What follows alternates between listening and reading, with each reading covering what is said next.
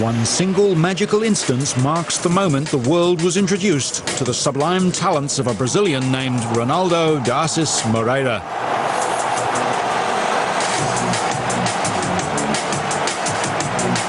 Coming off the bench for his senior international debut in a 1999 Copa America match, his goal against Venezuela was but a mere taste of something special to come. Then a cheeky youngster, now one of football's most exciting players. He is known simply as Ronaldinho. Whenever Venezuela is spoken of, I think of that game, that goal. It was an unforgettable moment in my career, and I always hope to have the same luck against them. Give him a ball, and he's the happiest man alive. Maradona declared he operates on a higher level than anyone else. Pelé simply stated he is a master of the ball. With references like that on his resume, it's no wonder that Ronaldinho has experienced a meteoric rise to the top in one of the toughest businesses around. And it was no surprise when the Brazilian was named FIFA World Player of the Year in successive years 2004 and 2005. Famous first in Brazil, he led the way in France for PSG and is now unstoppable with Barcelona in Spain. Ronaldo da Assis Moreira eats, breathes and lives football and is capable of reinventing the game any time he laces up his boots. When you have the ball at your feet, you have to make the best of it, make as few errors as possible to be able to have a good game and help your team. The world was privy to a sneak preview of Ronaldinho sometime before Brazil's 1999 Copa America Championship victory, though. But no one could have predicted where his future lay. At the 1997 Under-17 World Cup in Egypt, Ronaldinho made his intentions known. He finished as the competition's top scorer as Brazil claimed the title of World Youth Champions. Recognizing his potential, Grêmio, the team from his home state of Rio Grande do Sul in Brazil, issued the buck-toothed teenager his first professional contract in 1997. Then just 17, Ronaldinho never looked back. The door had been opened on a career that has no end in sight, a vocation that has bred nothing but success. The expectation is always to win, isn't it? I always expect to have a good performance and to bring happiness to the Brazilian people. He's now a superstar of Barcelona, where he won his first league championship in 2005, but it's playing alongside his childhood mentors and fellow compatriots that's brought him the greatest pride since making his debut for Brazil on that day in 1999. When I was a child, I used to play pretending I was Romario, but I never imagined to play with him. But things happened very fast in my life, and now I have this opportunity, and I am very happy. Ronaldinho becomes a force to reckon with whenever he dons his golden Brazil shirt. Following his Copa America baptism, he was divine at that year's Confederations Cup, proving to be a natural in that uniquely Brazilian position of a midfield striker that was earlier mastered by the likes of Pelé and Zico. In his first intercontinental event, the buck-toothed teenager was voted player of the tournament. There appears to be no ceiling for the Brazilian number 10, who has dominated score sheets from the Olympics to the World Cup. A hat-trick against arch-rivals Argentina in Sydney 2000 qualifying confirmed the opinion that little Ronaldo had an enormous future. In 2001, he crossed the Atlantic to join Paris Saint-Germain in France. Although the Brazilian couldn't find success at club level, his 2 years in the French capital were a useful apprenticeship, and the name Ronaldinho will remain in the hearts of PSG supporters for a long time. There was some success during his stint at PSG, but it wasn't with the Parisian team. At a little tournament called the 2002 World Cup, Brazil, with Ronaldinho in fine form, returned from Japan and Korea as world champions. His performance, in particular, a 35-metre lob over England goalkeeper David Seaman, sparked a frenzy as the big clubs of Europe sought to get him on side in the hope of securing his services for the future. There was nothing PSG could do to stop Ronaldinho leaving. Nothing other than accept the transfer fee, which was sure to be exorbitant. Many expected the world champion player to join Manchester United as a David Beckham replacement, but Barcelona trumped Man U at the 11th hour with a €27 million offer. Transferring to the Spanish club in July 2003, dawn had broken on a new era for Ronaldinho. Meeting the high expectations of the Catalan establishment, his reputation is now phenomenal, and longtime Barca manager Frank Rijkaard has nothing but praise for this master of football. I think that Ronaldinho is a player who can make the difference. When he is in good form, he moves very well, which is very important for our team. And that means he has the quality to score and can also give assistance to the other players.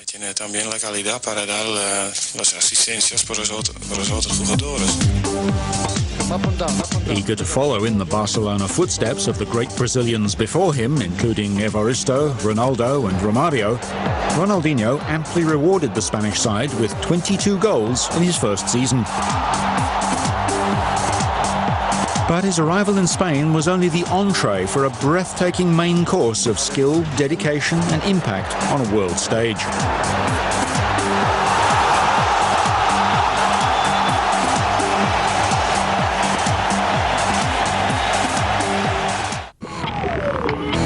With a World Cup winner's medal in his keeping, emerging Brazilian star Ronaldinho's reputation preceded him when he arrived at Barcelona in 2003. Few could have predicted he would exceed all expectations, and then some. By the middle of that season, it was apparent that Ronaldinho had elevated his game to a new level, clearly standing out in a climate thick with talent. And by the end of 2004, amidst a fine run of form for both club and country, the man whose friends call him Ronnie was adorned with the greatest personal accolade a footballer can receive.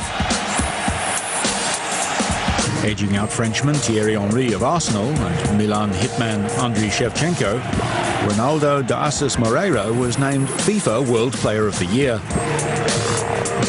It was a significant moment for the 24-year-old, recognition of his arrival at the very elite level of world football, as he joined the tier of recent winners Zidane, Figo and celebrated countryman Ronaldo.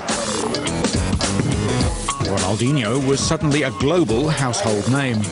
More to the point, he was a signing all managers coveted as he became the hottest name in world football. Endorsements flowed his way as quickly as awards.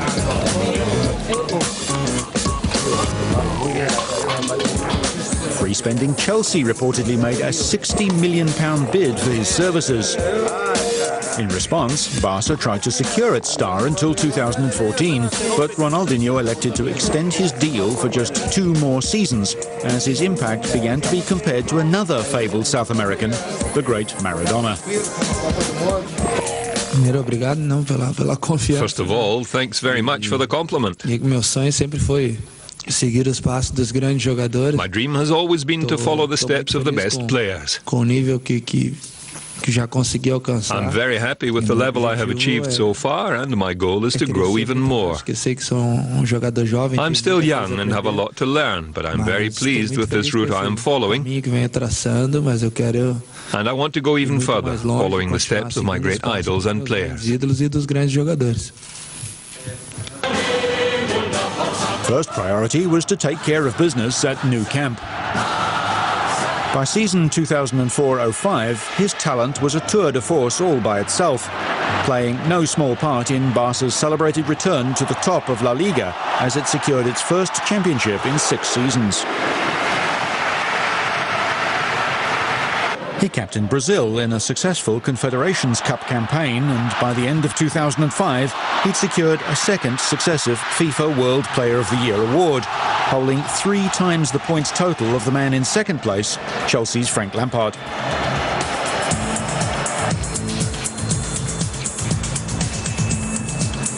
Coupled with European Player of the Year and Best Striker in the Champions League honours, plus FIFPro Players Player of the Year, Ronaldinho now had no peer in world football.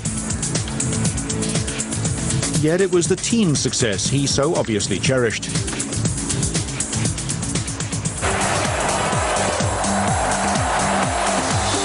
I hope to come here and to make a mark in my time here.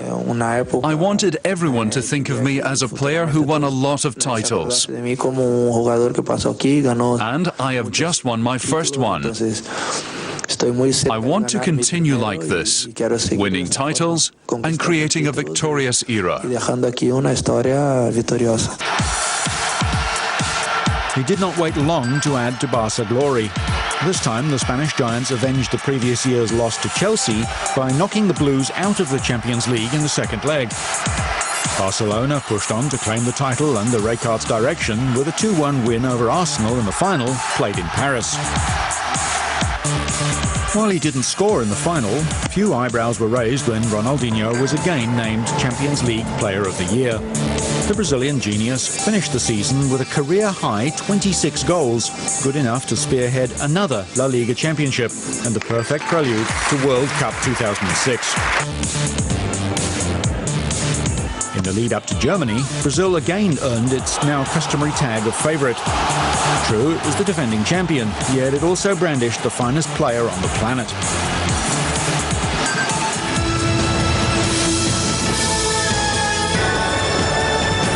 Find out what lay ahead for Ronaldinho after the break. Then, later on Immortals, the Bulgarian bombshell, Stoichkov.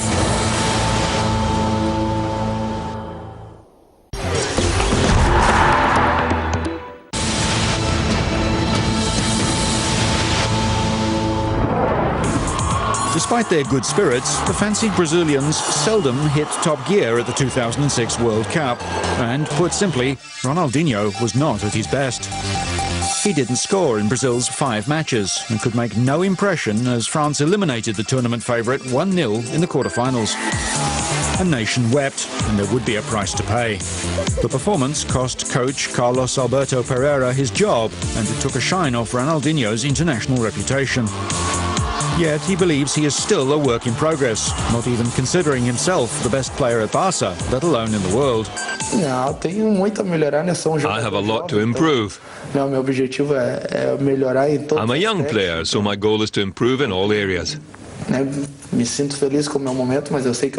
happy with my current form, but I know that I can improve more, so that's my goal. To get better in all aspects, to improve my game, and make football history.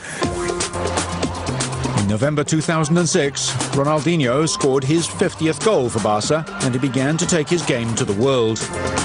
The attacking midfielder toured the United States and Mexico and took Barcelona to the final of the World Club Championships in Japan.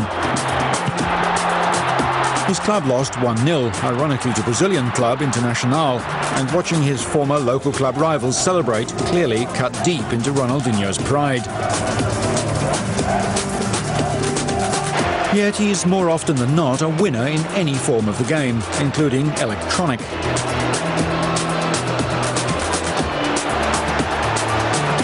Now a presence in living rooms around the world, Ronaldinho rounded out a sublime year by winning a second consecutive FIFA Pro Player of the Year award in 2006. I feel these are really good times for me. Last season was really good and the team received a lot of awards. Well, the team and also some players. We had a good season. I'm happy to be at this level. And what a level it is. Ronaldinho was third in FIFA Player of the Year honours in 2006, adding to an extraordinary list of achievements for a player in his mid-20s. In the 3 years since emerging on the international scene, he had the most impressive array of individual honours in the world game, and his profile is such that he had surpassed Englishman David Beckham to be the #1 earner of endorsement revenues in sport. And once again, Barca sat atop the Primeira Liga, riding the crest of the Brazilians' wave.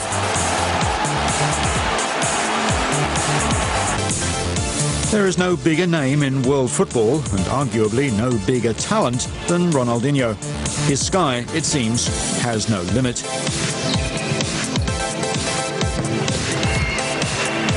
Ronaldinho's football gifts were evident from his early days on the streets of Brazil. His junior coach, Ronaldo Eli Santos, remembers it like yesterday. One day, my son arrived home and told us he had met an 8-year-old boy in the neighborhood. He was impressed by what an 8-year-old boy could do, and I said, "How?" "Dad, he is different," he said. "He is amazing." We're all privileged to witness him now. Not only a dangerous and exciting player, this master of improvisation has a love for the game and an attitude to playing it that's made Ronaldo de Sassis Moreira a powerhouse in world football. He is charismatic, he is young, exuberant and absurdly talented. He's the best player on the planet, and already the man they called Ronaldinho is an immortal legend of the game.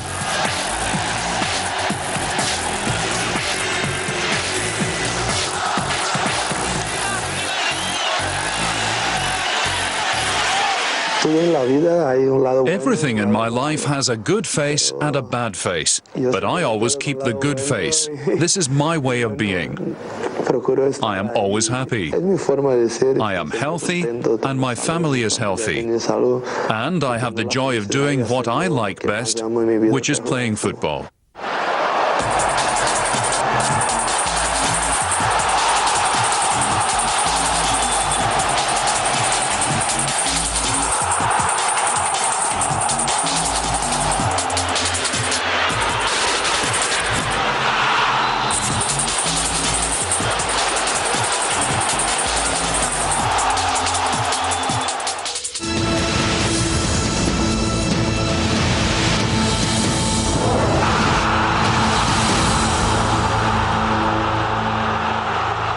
Possessing world-class skill, a never-say-die attitude and a bullet-like left foot, the fiery Stoichkov is the most celebrated player to come out of Bulgaria.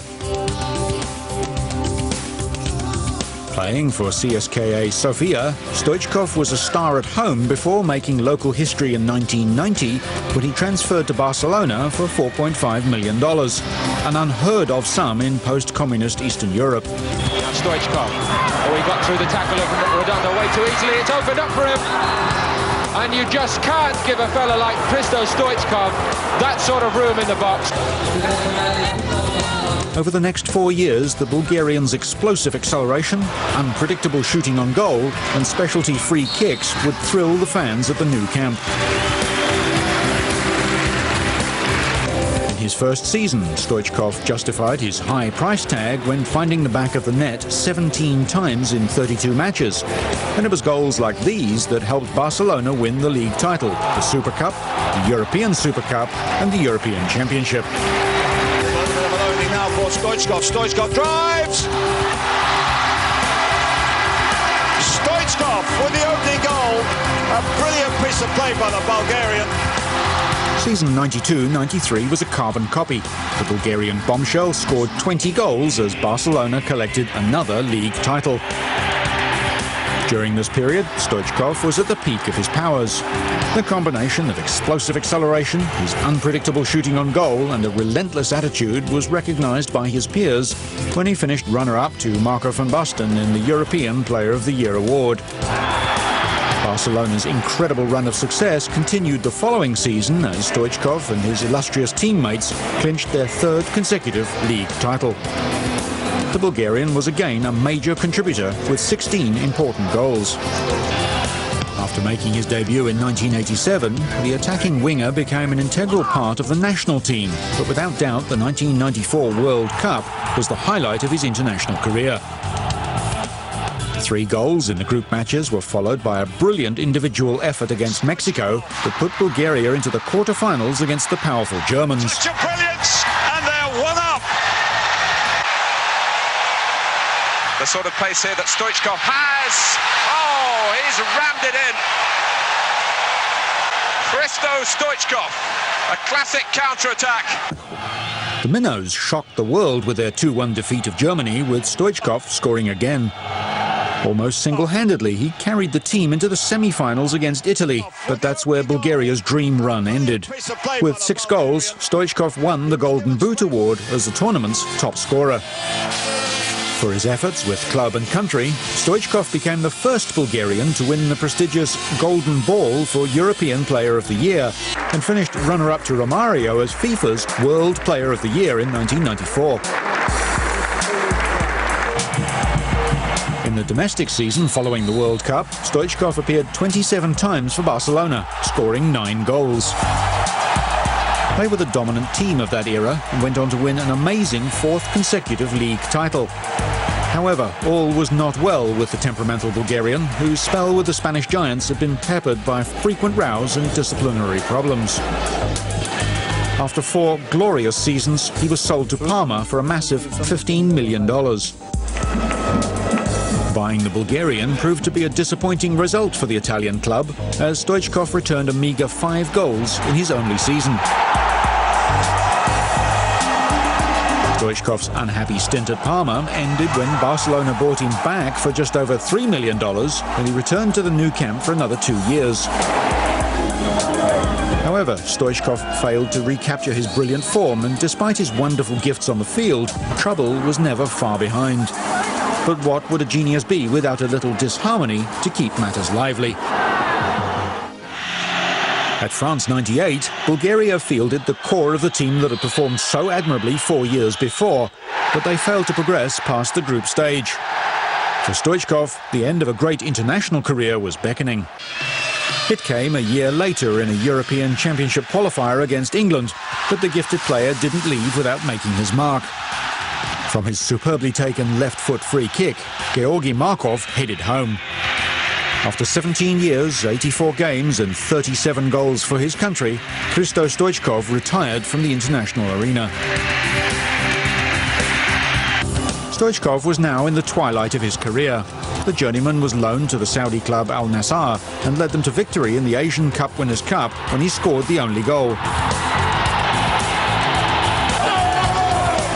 At the age of 33, the Bulgarian was enticed to play for 2 seasons in the USA's fledgling Major League Soccer.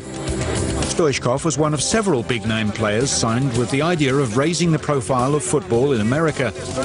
His glory days may have been behind him, but now and again he was able to reproduce a touch of brilliance. Those who saw Stoichkov play will remember him as a brave warrior with a never-say-die attitude. Without doubt, the Bulgarian bombshell was one of the most entertaining players football has ever seen.